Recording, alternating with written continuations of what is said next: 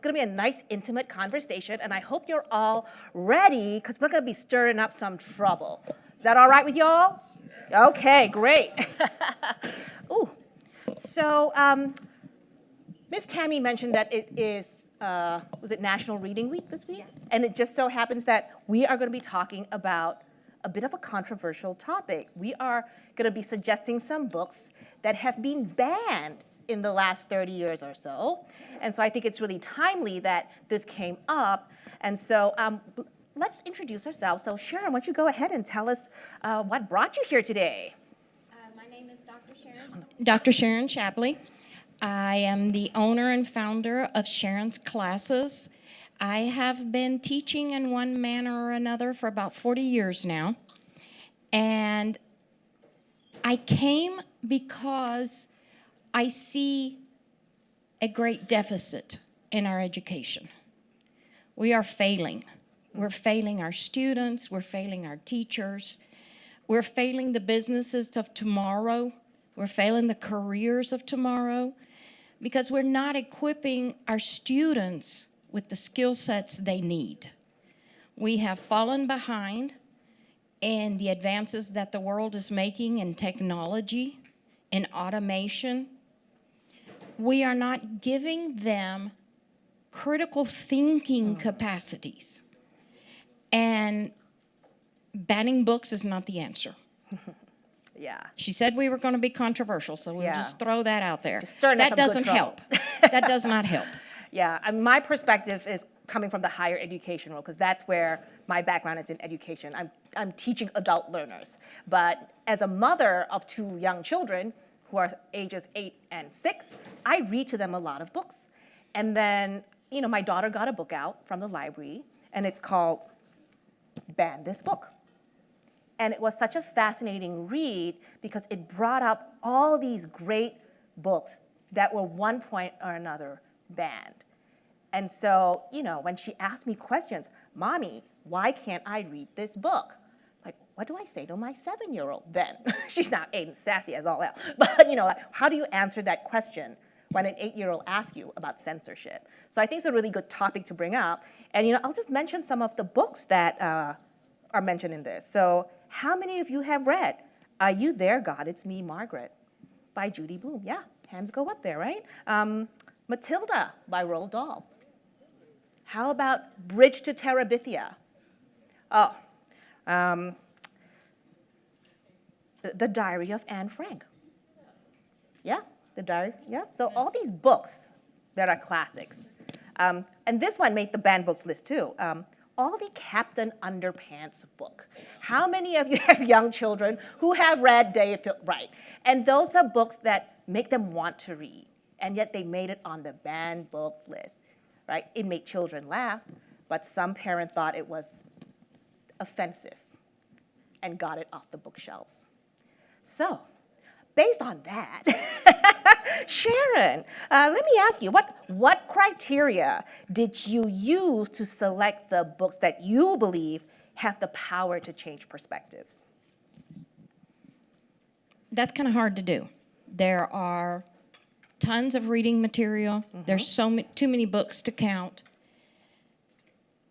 When you read to a child, as you're reading to your children, when you buy books for your children, your grandchildren, your students, how many of you are teachers and give your students books as a gift? What are you giving them? You're giving them a future. You are giving them knowledge.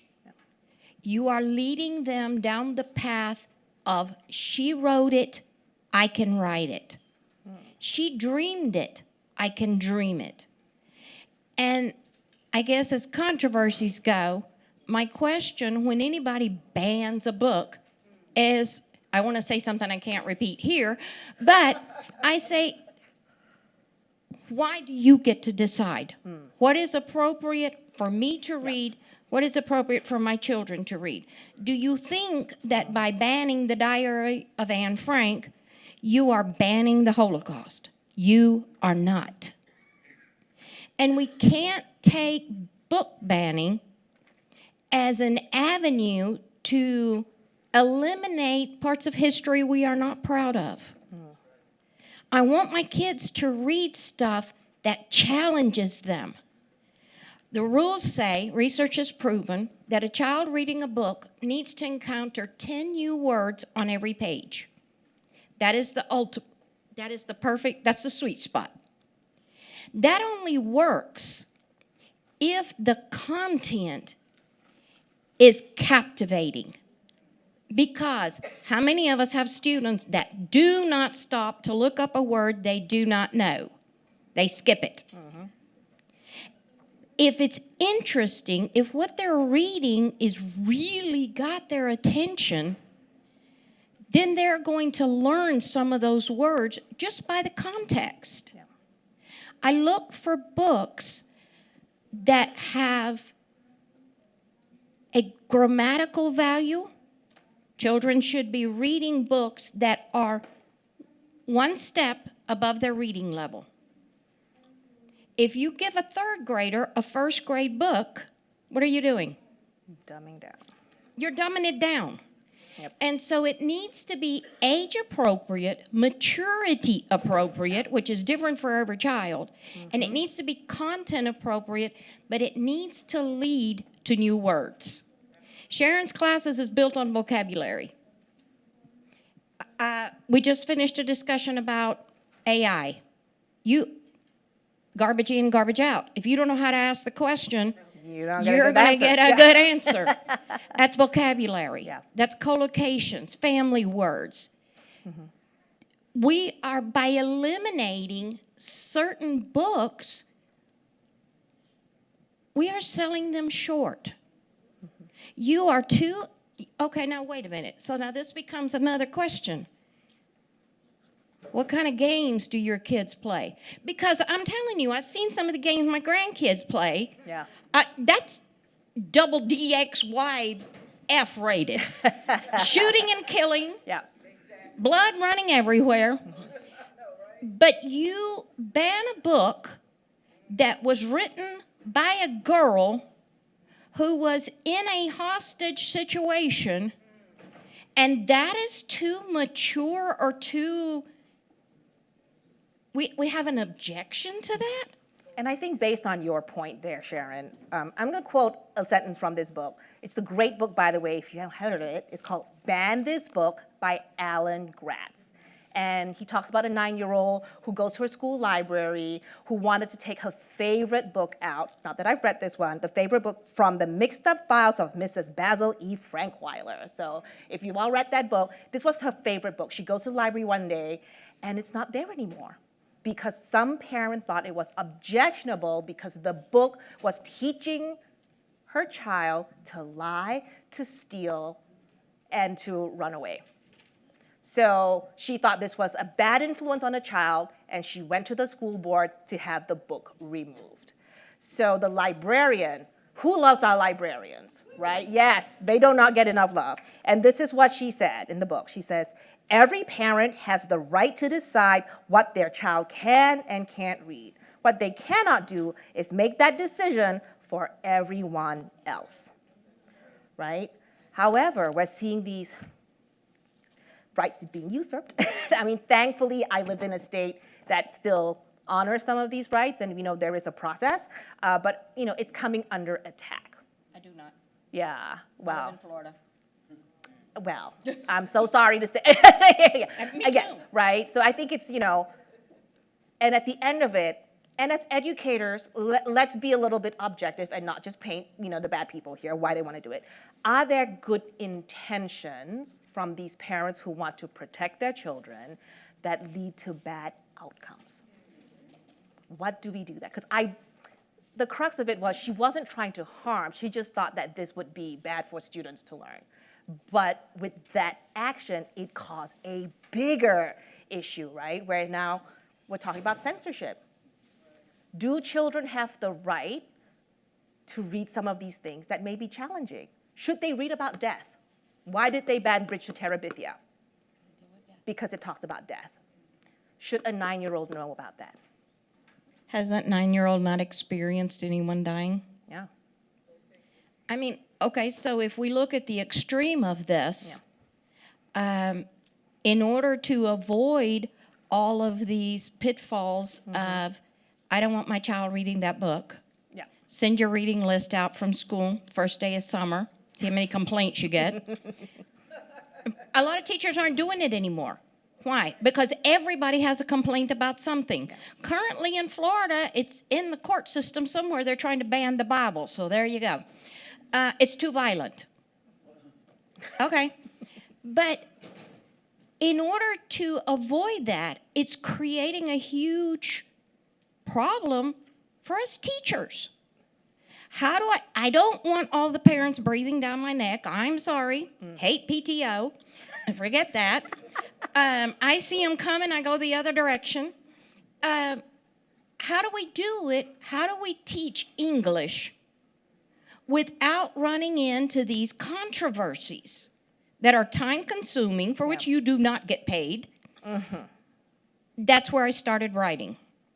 I'm taking a curriculum that I developed about 10 years ago for teaching English, not as a second language, English, period. And now I'm taking it to the point of where the kids are. The kids are no longer 40 of them in a classroom staring blankly off into space, silently waiting for you to instill wisdom upon them. That's yesterday's world. We're not going to get back there.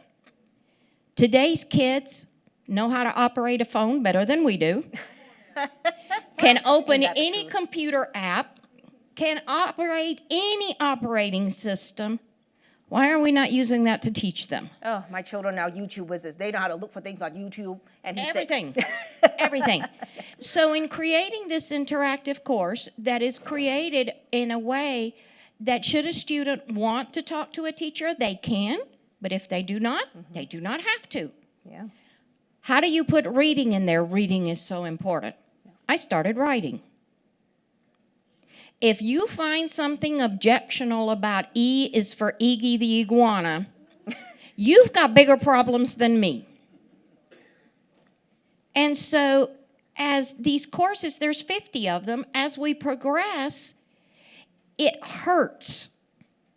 Little Women, Harry Potter, Road to Terabithia, Diary of Anne Frank. Are we now, as society, where English high school cannot include all of these and so much more? We can't do plays. Oh, he was a bad guy. We can't read poetry. Oh, it's boring. My child doesn't like to read books. Don't give him reading book assignments. Keep him at home. I think all of this becomes the only opinion you are allowed to have is my opinion. And I have a problem with that opinion. Well, that's why we're up here stirring up the pot a little bit, right? Yes. And so how do we, and I mean, we need to open this to teachers. What are you doing if you're teaching school? What are you doing about choosing the books? How are you making this a learning experience when you've got 20 parents going, well, Johnny doesn't like to read the Bible, Susie doesn't like to read her ABCs, and the list, it's interminable.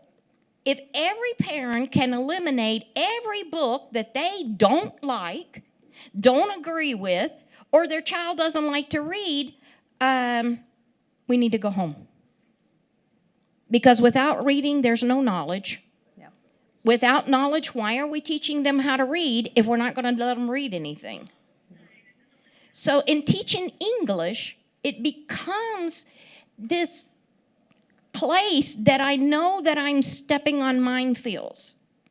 Because as I'm making interactive the high school classes, what do?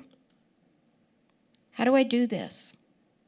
Parents object to Adventures of Tom Sawyer. He runs away from home. Okay, your kid's playing Fortnite. Come back with something better. We seem to object to things just because we found out that we can. I can say I don't like this book and have it removed from every library. That's power, and that power is evil. Well, it's power that's unfettered and it's being abused, right? So I think as educators, what is our responsibility to safeguard these things for our children? I do not mind my children finding out about these things. And I will say something about Dave Pilkey. He's a brilliant author because he too was told to not draw cartoons, but he could get a message out. And if we want our children to read, and the best way to do it is through illustrations, through comics, where children are still looking at pictures and getting the drift of it, guess what? Early learners read from pictures. We as adults too like to look at a few pictures, right? A picture is worth 1,000 words. So we are still instilling those things, but he's able to use adult concepts. I don't know if you all read Cat Kid Comic Club, but he was able to use Dale Carnegie's How to Influence, and Create Friends, putting into that. And now my daughter wants to read the original book. And I'm like, baby girl, that book's got no pictures. It is straight text, and it's not gonna look like those cute little fishies and the tadpoles in the book. So understand, but she now has curiosity because it's based on good literature, right? So how do we do that to make sure that our students, our children, we give them enough bandwidth, but then we also reserve the right. If she wants to read Hunger Games, that's a hard stop. But you are not old enough. You're 8. You're not going to be reading Hunger Games, right? So we have to be that. But I agree, right? Other parents should not dictate what my child can read, because that should be what I decide for my child. Well, you can't make that choice for them if you've not read the book. Right there. What did parents do when Harry Potter? Who was around when Harry Potter came out? I know we're aging ourselves here. Okay, kids, it came out. Harry Potter, fabulous series. It came out, and my son, I can't remember how old he was. He was too young, and he came out and he says, "Mom, there's this thing called Harry Potter, and I want to read it." Oh, you know what I did? You read it. Quick trip to the bookstore. Stayed up all night. Next day, yeah, here you go. Oh, you're letting him read fantasy. Oh, no. It was banned because it was talking about witchcraft and wizardry. How dare you let your child read that? How dare you let your child have an imagination? God forbid.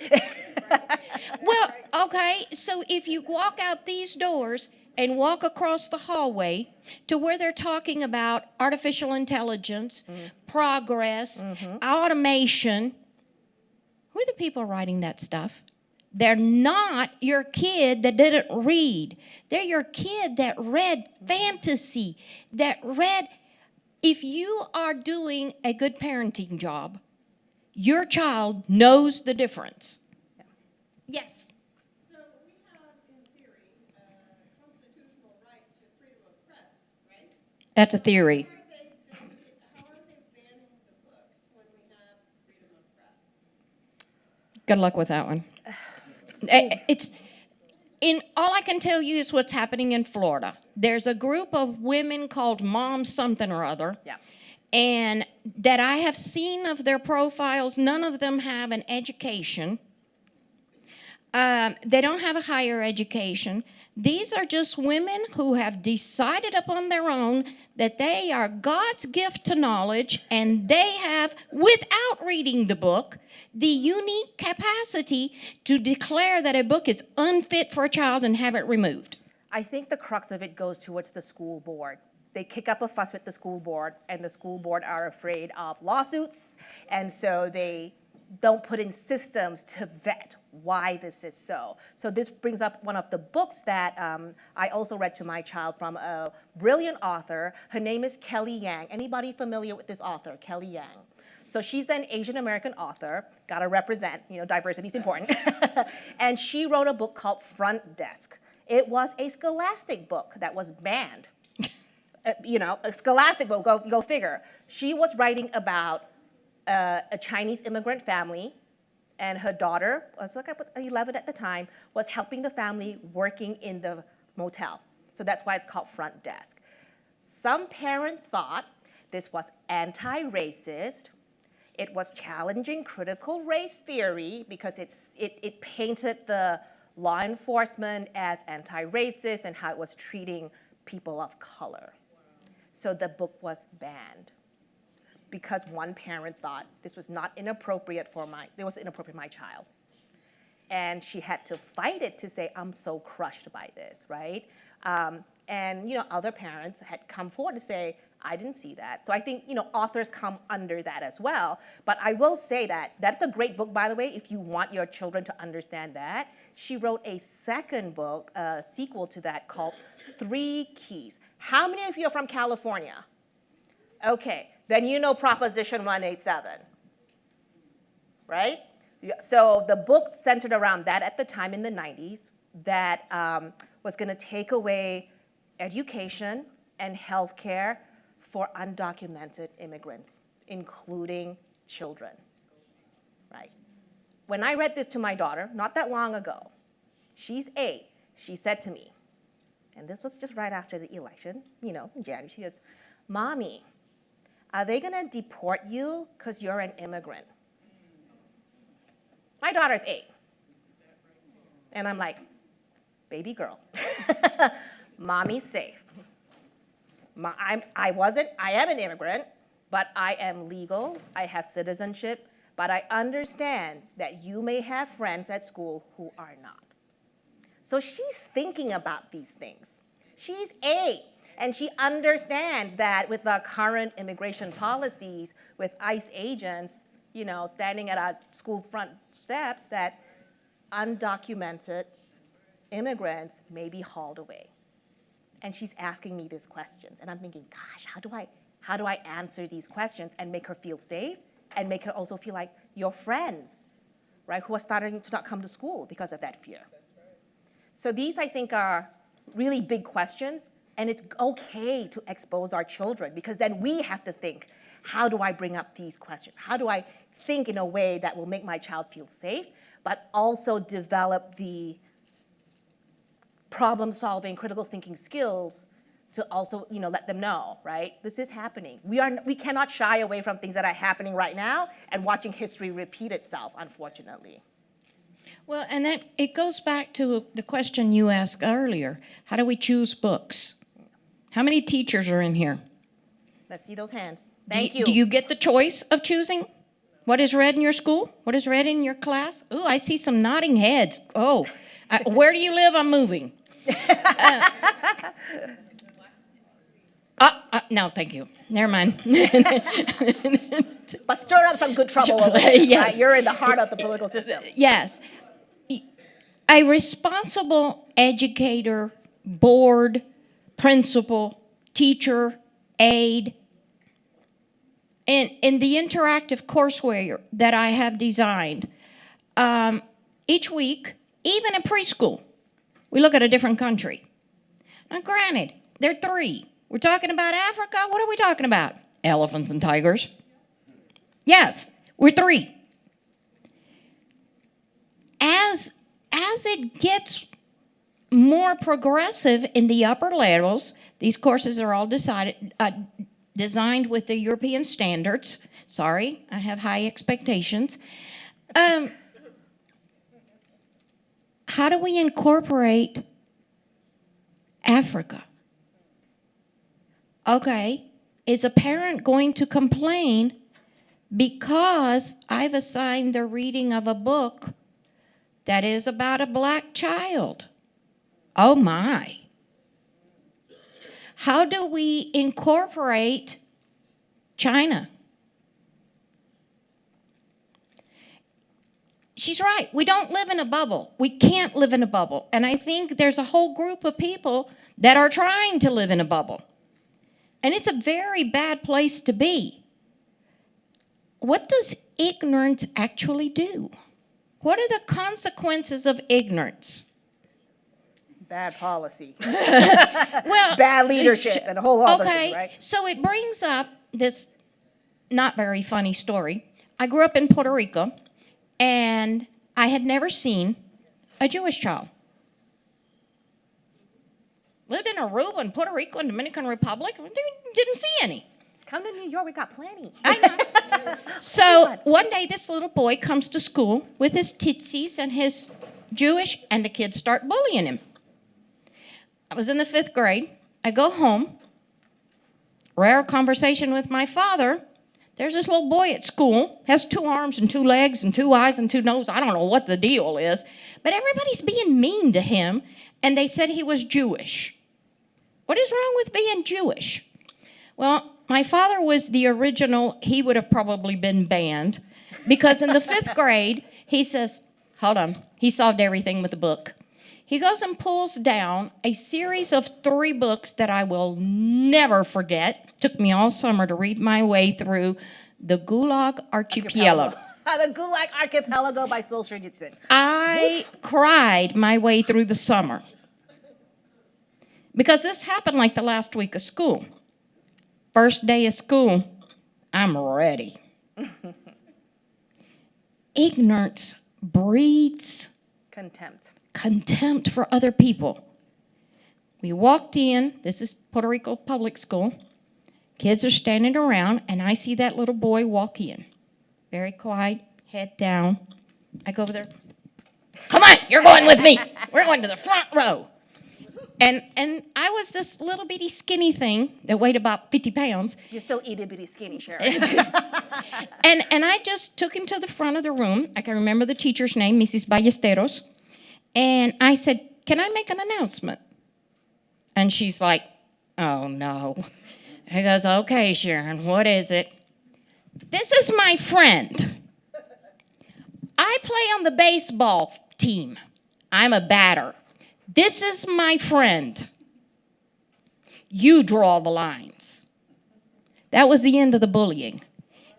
Ignorance. When we ban a book, when we tell a child, don't read a book because it's a green author.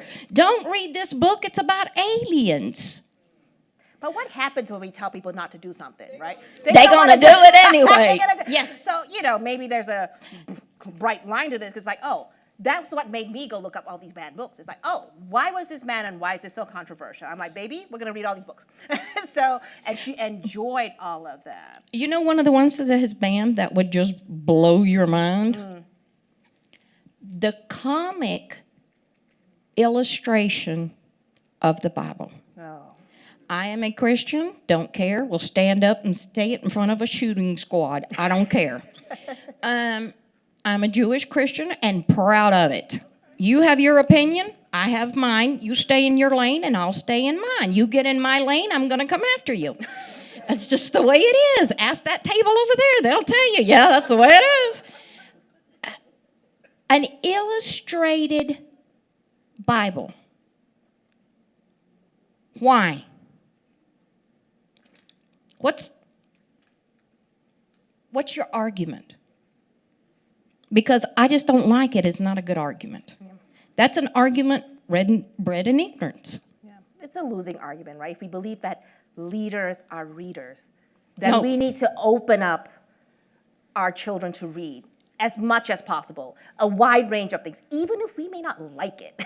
In different languages. In different languages, I hear you. So actually, one of the books I actually want to bring up that touches on some really difficult topics, and I'm sure all of us who have children either have gone through it or will be going through it soon, is this book, also by Kellyanne, called Finally Heard. I highly recommend it. She talks about her 11-year-old daughter. 11, parents, what does this mean? We are on the cusp of puberty. So she's going through body issues, changes in her body, not unlike, God, are you there? I'm Margaret, right? It's Margaret. Okay, not unlike that. But what makes this so much more compelling is she's hooked on social media. We are now fighting the dopamine loop that children are getting addicted to as they're scrolling. So I feel like, this book is such a great resource for any parent who's struggling with kids who are looking more at devices, and we need to promote them reading more books. And also, how do we fight the things of body image, because they're so unaware, right? They start looking like, how do I get rid of a pimple? And then the next thing you know, everything is flooding their screens on facial products. You need this mask, you need all of these things. And at 11, they do not have their prefrontal cortex, matched yet, right? We barely have it at 21 to make any logical decisions. As adults now, how many of us are fighting the dopamine loop and not checking our social media? Right, so come on, admit it, right? So how are we going to watch that for our children? What are the things for us that we can teach? Because they got Las Vegas in their hands right now, which is a little ironic that we're here in Las Vegas, right? Because it's so addictive. Well, and one of the problems with it, I discovered this last summer with my youngest grandson.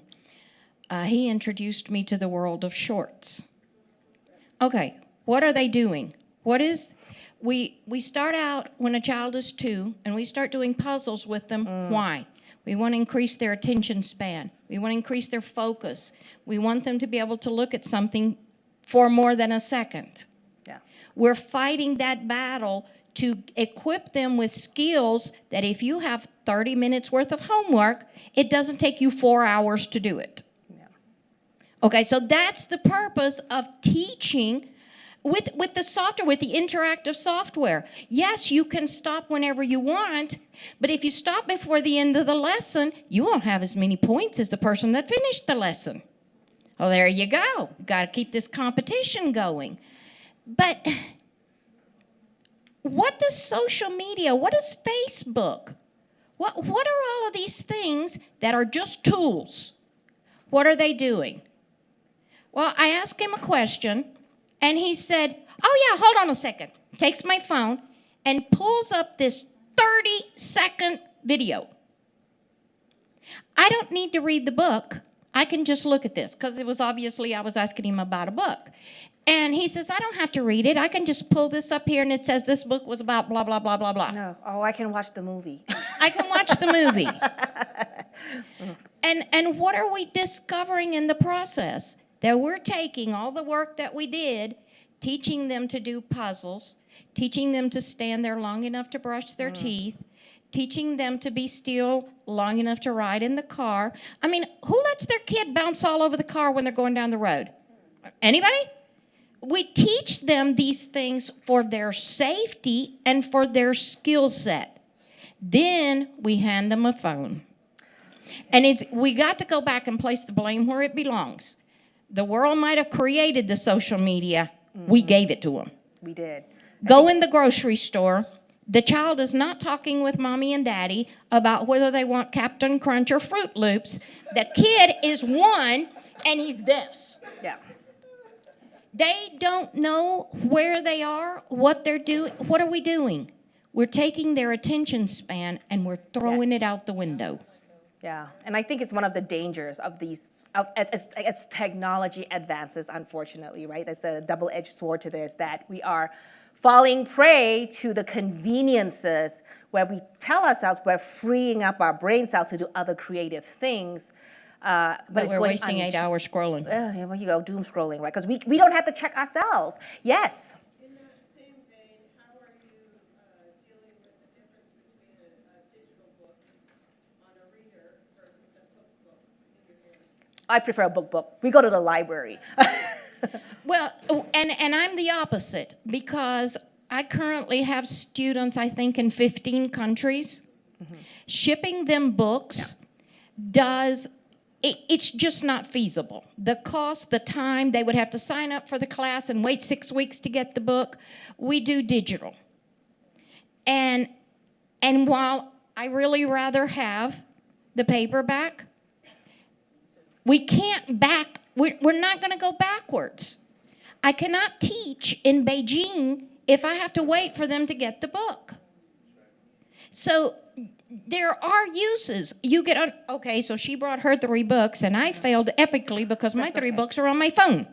But that's okay. I think, we have to cater to the needs. To the need. To the needs. If you're teaching a class, if I have a cute little class in California right now, yeah, we could use the real book. But to be consistent, 2 of those students are in Washington, D.C. Here we go. Now we got a problem. So we do the digital. All of my books are available to be printed, to be downloaded. When they enroll in the class, those books become part of their library.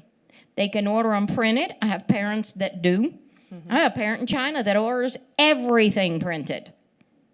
Okay, that's good for him. Do I want a child to have a real book that I give my kids paper books? Still do. And they're grown. Yes, ma'am. I have a language arts teaching background, and at one point I thought I'd be a teacher of literature, but I decided to just read for my own.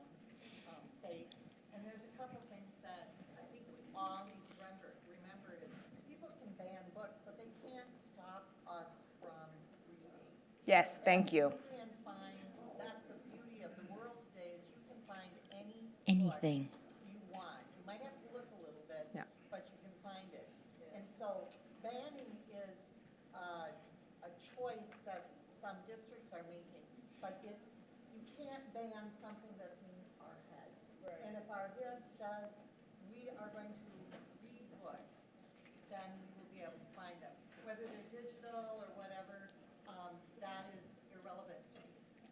However, I do look at books and say, is this the real book? And have there been changes made to the book? If it's electronic, I hear that it's happened, I haven't found it myself. I also think that some kids read and some kids watch movies, but the point is, a lot of the movies that they watch are based on books. Yeah. And the discourse about what is different from the book and the movie is super critical for thinking. And just personally, my husband and I watched a series on TV, Silo. If you haven't watched it, it's sci-fi, sort of dystopian kind of thing. I recommend it.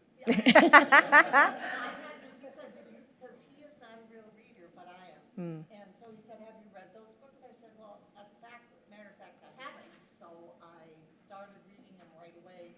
And we started having this great discussion about the Wonderful. difference between what's in the book and what's on the movie and why that matters.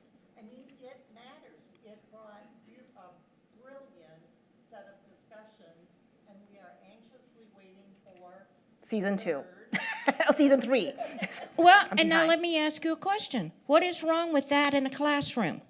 Well, the fact of the matter is, if people are in charge of making the rules, they are going to make rules. That's my point. But we, as human beings, teachers, Yes. whatever, parents, especially parents, Yes. we can make choices. And one of the things I wanted to share is something that my parents did, and that is every Sunday, we had to have read a book, and we had to have a discussion with our parents about it. And there were 6 kids, so it pretty much took all Sunday long, you know? And that discussion helped us understand point of view. And as a literature teacher, point of view is always in a story, right? And your point of view and my point of view might be the same, but they might be different. And the discussion is the value of it. So, yes, people are going to ban books because they are acting in fear, their own interest, Yeah. their own ego, but that doesn't control us people. We control. Have to rise above. We do, and I think that's a good point, right? As there's actually a lot of power in the PTA. I'm a member. God forbid, I can't bake to save my life. But you know what? If there is something that you have to fight for these things when it comes under threat. We are now at a time where I feel like one of the pillars of our freedom is coming under attack. That's what you Right? said about freedom, What- freedom of speech, freedom we of the do? press. Comment and question. I think it's important to recognize that there are states, I will not mention Florida as one of them, that are not only banning the written book, but they are banning by legislation the digital copies of books, websites that they don't approve of, and/or restricting the age at which people can gain access, usually 18, and they have to prove it. But they can stop you in the digital world too. So how do we combat that? Well, and the problem is that you run into, okay, so maybe the problem is just for adults. I don't think the problem's for children. Kevin was 11. My brother says we have a problem. We have to set up security so that Kevin doesn't access indecent movies. I'm like, okay, sounds to me like you've got a problem.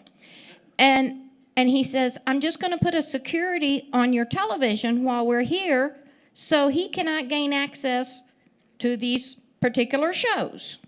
I'm like, okay. I had older kids, and my kids are looking at him like he's crazy. And so he sets it. He walks out of the room.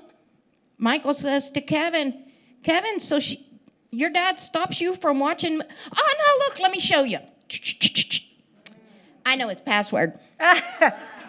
It's password 123 or something like that, right? So we have this problem, but this problem seems to me more us than them. Yeah. This is parenting problems. This is adult problem. Okay, so social media, I think one of the place we will not mention, Florida, is about something about you cannot get on certain social media unless you're 18. All right, anybody in this room that does not believe that a 6-year-old can bypass that security in 30 seconds, you will be figuring out 2 weeks from tomorrow. Charlie has got it open and gone. So what we're doing in banning and prohibiting is only affecting the adults. The kids know how to get around it. Can we access old books? Yes. Do they have an easier time doing it than we do? Absolutely. I mess my phone up, I give it to the youngest one. Yep, they figure it out. He fixes it. So the problem is there, and maybe the problem is of such a serious nature that we really don't want to think about it. But we're planting the seed just to stir up the trouble now. Yes. Okay. So in planting that seed, what books were banned during World War II? What happened to books in World War II? They were burned. Guess what they were burning? Anything written in German. Guess what they burned? German Bible. I don't want to be held responsible for that. This is not the first rodeo. Evidently, adults do not learn from their mistakes, and We just create new ones, right? we just create, replicate them and make them bigger. Banning books. Do you think that the Germans that were living in the United States quit reading just because all of their books were banned? No. I dare say the answer to that is no. Okay, thank you. So readers are leaders, right? So as a final thought, because we're both authors as well, what responsibility do you think we have as authors when we're writing books intended to challenge perspectives? Because I wrote a book that was a bit of a slap in the face. The title is so obvious and obtuse. It's called, sorry for the shameless plug, How to Not Suck at Presentations. And suck is right up front there, right, to get your attention. Because it's like the New York 72 slap. Because, you know, this is like a pattern drop. How do I get your attention so you can pay attention? It's to disrupt patterns of traditional thinking. So my intention to write something like this, a little bit controversial on the title, is not for everyone, right? You don't have to read my book if you don't like it. If you think this language is a little offensive, it's okay. You have the choice to read something else. I think that's the point, right? When we create as authors, who do we want to reach as our audience? Well, and maybe as you're writing to adults, it's not as, well, I guess it is a significant, never mind, I'll take all of that back. Yes, it's just as important. When you're writing children's books, what do you want them to remember? I'm giving them currently, I just finished writing a whole series of books about the letters of the English alphabet. Riveting read. Lots of pictures. Do I exclude certain pictures because I don't want the controversy? Hell no. Let's put it in there. Let's be troublemakers. And you know what? Thank you very much for being such an engaged audience. I hope you found this discussion really powerful and engaging. And we thank you for your attention. Sharon, let's make more trouble out there. Thank you very much, everybody.